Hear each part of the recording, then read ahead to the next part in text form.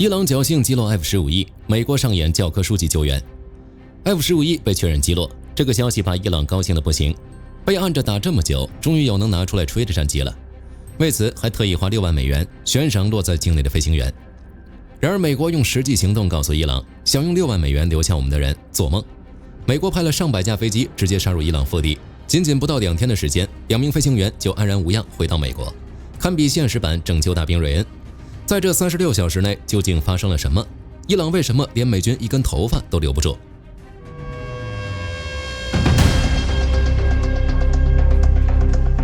这一次的伊朗几乎是从战机刚坠落的时候就开始疯狂斗火力军发酵。这架 F-15E 隶属于美国空军第494战斗机中队，是在伊朗西南部科吉卢耶博维艾哈迈德省被击中的。这个空域靠近伊拉克边境，当时他正在执行巡逻任务，以支持美军在该地区的行动。只不过当时的飞行高度较之平常有些低，这枚导弹击中后并没有把飞机直接炸成碎片，导弹击中了发动机，但机身结构没被彻底破坏。F-15E 的双人机组在这种情况下立即启动了弹射程序，成功跳伞逃生，落到了伊朗境内。伊朗一口咬定是自家新型国产防空系统立了大功。如果按照他们的说法，最有可能的就是伊朗的霍尔达德3防空系统。这是一款机动式中程地对空导弹系统，这套系统不算新，2019年的时候，伊朗用它打下来美国一架阿 Q4无人机，它的最大射程大约在50到200公里之间，关键优势在于机动性强，可以打了就跑。此外，伊朗还可能采用了被动红外探测技术，不发射任何雷达信号，单纯通过捕捉战机发动机的热源来追踪锁定目标，说白了就是热成像加导弹。这东西也不是什么高科技，都是不知道多少年的老东西了，而且它严重依赖环境条件，在恶劣天气或复杂地形下，效果会大打折扣。然而这些推测很快就被推翻了。根据美联社4月6日报道，特朗普在白宫记者会上亲口承认，击落 F-15E 的是一枚手持式肩扛热追踪导弹，导弹被发动机吸了进去，从而造成了飞机的坠毁。不管是哪一种说辞，都充分说明一件事：伊朗的主力防空网络确实已被严重压制，现在只能靠这种机动隐蔽的冷枪来寻找机会。最后在这架 F-35低空飞行时侥幸得了手。尽管如此，伊朗也兴奋得不行，毕竟这是开战以来他们首次确认击落美军有人驾驶战斗机。伊朗当然要借此机会大肆宣传一下，但大家可能想不到伊朗是怎么宣传的。他们大言不惭地说自己击落了一架 F-35， 直到残骸照片流出才尴尬改口，承认击落的是 F-15E。 连战机型号都搞不清楚，就足以证明这次所谓的击落纯属伊朗撞大运了。然而运气不会一直站在伊朗这边，这2名飞行员落地伊朗之后，一场真正的对决才刚刚开始。当德黑兰还在庆祝击落导弹时，那2名弹射逃生的美军飞行员已经在伊朗的山区里上演了一出现实版的荒野求生。他们手里最大的底牌可不是运气，而是美军用了几十年时间和无数美金堆出来的一套生存体系 SERE。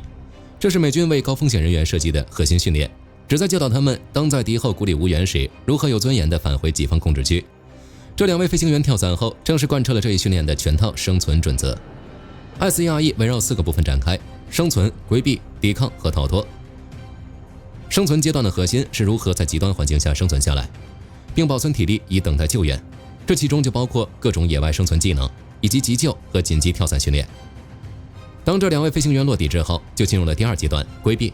这个阶段的核心是如何安全地抵达汇合点，避免被敌军发现。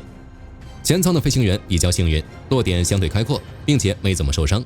在几个小时内就被赶来的美军救援直升机发现并捞走。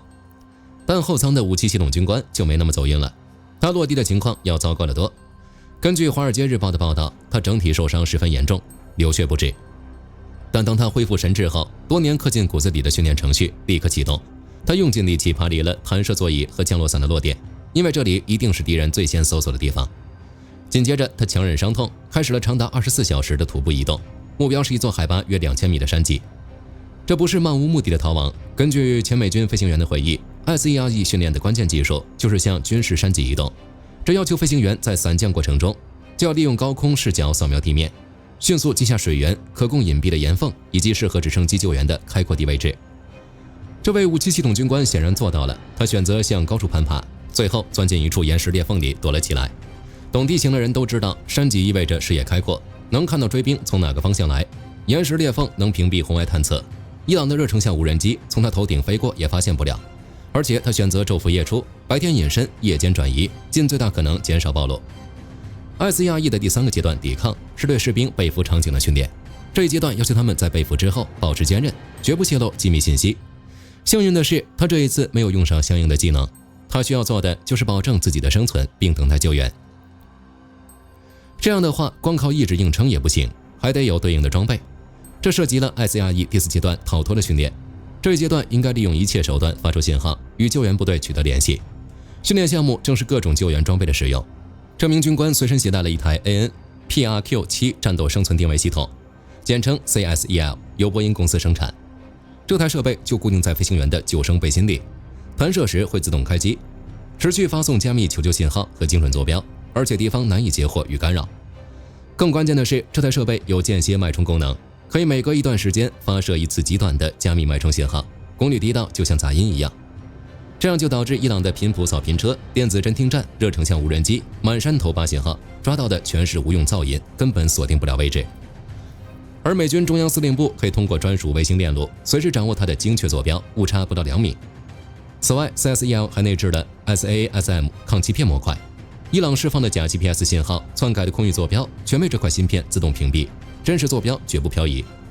除了 CSEL， 他手里还有一把手枪，以及生存套件里的高热量口粮、热成像保暖毯和净水药片。就这点东西，他撑了36个小时，同时还通过加密无线电与美军指挥部保持联络，传输自己的实时位置。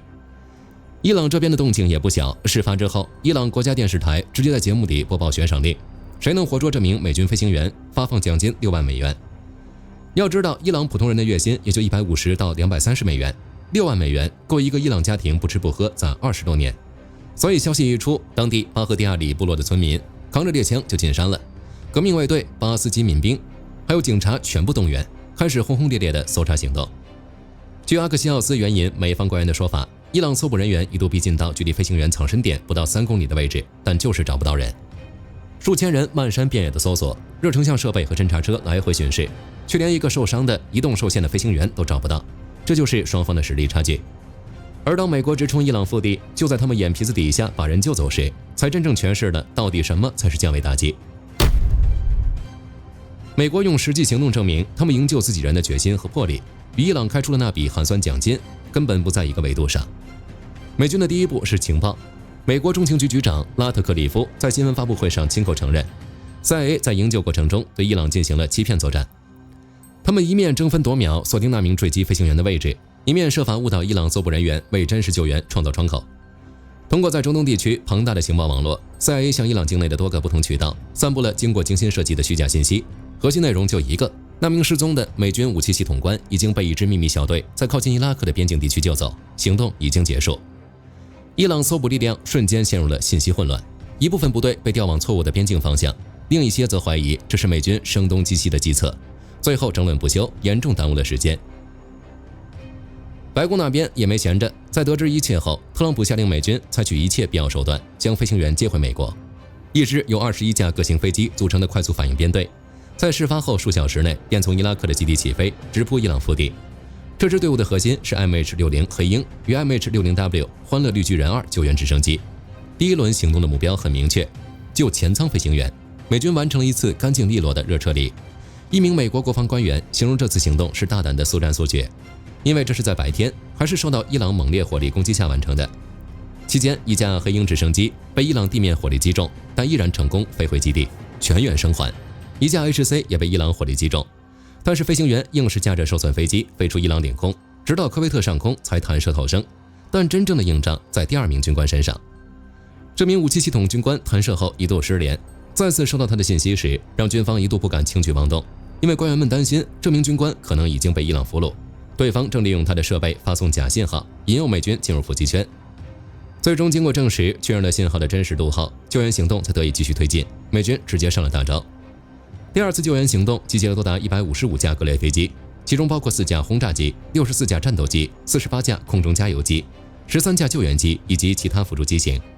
除此之外，据消息人士称，还有约100名美国特战队员组成的突击队，以海军海豹6队为主力，陆军三角洲部队和游骑兵作为后备力量。这个配置几乎已经不是搜救了，堪比一场小型战争的规模。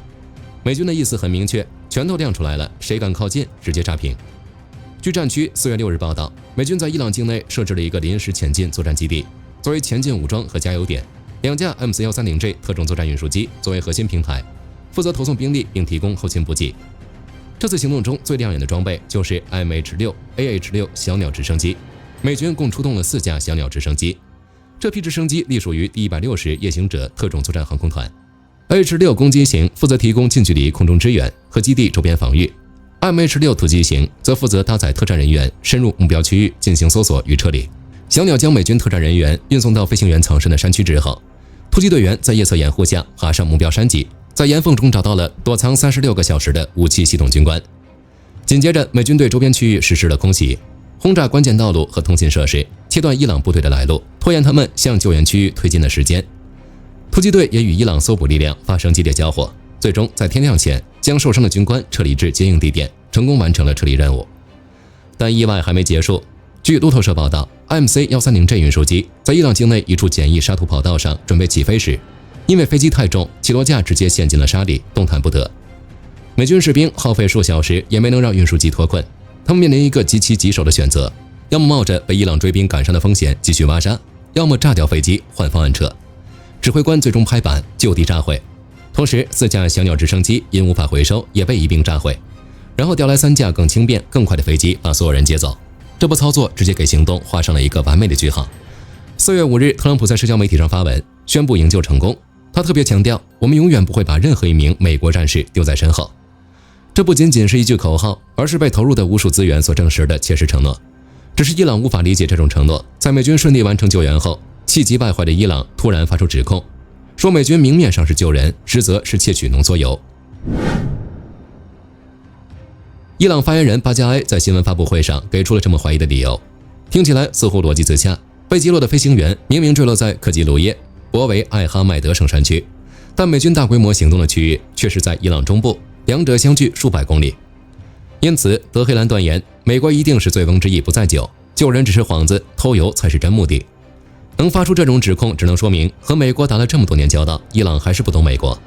他们无法理解，更不愿相信一个国家会为了2名普通士兵的生命，甘愿冒如此巨大的政治和军事风险，投入堪称战争级别的资源。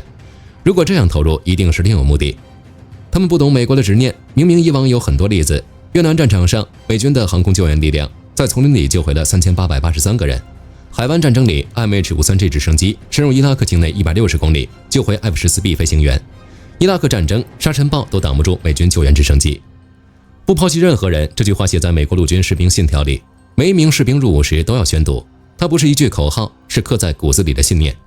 这个信念被鲜血进一步强化。时间拨回1980年，那场代号鹰爪行动的惨败，至今仍是美军特种作战史上最深刻的伤疤。当时，为了解救被扣押的53名人质，美军动用了三角洲部队、游骑兵和多架直升机。结果，行动在沙漠1号机节点就遭遇了连环灾难，直升机因沙尘暴迷航，机械故障频发。最终因可用直升机数量不足而被迫取消。撤退时，一架直升机与一架运输机相撞，引发剧烈爆炸，造成8名美军士兵死亡。行动彻底失败，人质未被救出，还让当时的总统卡特政治声望遭受重创。这场行动的惨败，倒逼美军成立了特种作战司令部，也促成了美军联合行动、作战理念的全面改革，把所有军种的特战力量整合在一起，改进装备，强化训练，完善战法。伊朗显然也记得这件事。伊朗驻印度大使馆在社交媒体上直接贴了一段提及鹰爪行动的视频，表示1980年的历史在重演，明摆着想把这次救援和45年前那场灾难挂钩。但伊朗恐怕忘了，46年过去，美军也不是之前的美军，还拿老黄历说事儿，恰恰证明了他们压根看不懂美军这几十年的进步。同样是深入伊朗腹地，同样是特种作战，同样面对未知风险，但这一次美军赢了，彻底洗刷了曾经的耻辱。退一万步讲，就算按他们的揣测来看，美军真的要夺取浓缩铀，这个阵仗也太小了。美军如果真的要武力夺取浓缩铀，需要动用挖掘设备，穿透混凝土和金属屏障，取出储存容器，整个过程可能需要数周甚至数月，部署兵力至少数百甚至数千人，区100名特种兵，155架飞机，绝大多数还是支援性质的飞机，还有48小时的行动，你张口就说这是偷油，这不是搞笑吗？所以伊朗所谓的指控从一开始就站不住脚，他们无非是被美军狠狠打脸之后，气急败坏的找个台阶下。但他们怎么想根本不重要，重要的是结果。美军把人救回来了，伊朗连根头发都没捞到。这正是伊朗永远搞不懂的事情。他们可以用6万美元悬赏，发动全民搜捕，却理解不了为什么美军愿意花几十个亿甚至更多的代价去救一个人，理解不了什么叫绝不丢下任何一个战友。他们可以用宣传机器把一次撞大运包装成伟大胜利，却根本不明白真正的强大从来都不是靠嘴吹出来的。本期视频到这儿就结束了，各位觉得美军这次行动真的是为了夺取浓缩铀吗？欢迎在评论区留言，大家一起讨论。我是火力军，下期见。好的，各位观众朋友们，我们频道一直在聊真实的军事资讯和武器装备，后台也经常有朋友问有没有值得推荐的入门级模型。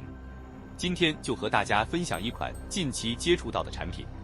首先，它的外形还原度做得相当不错，比例准确，武器上的一些关键细节和标识也都有体现，材质也说得过去，拿在手上有不错的分量感。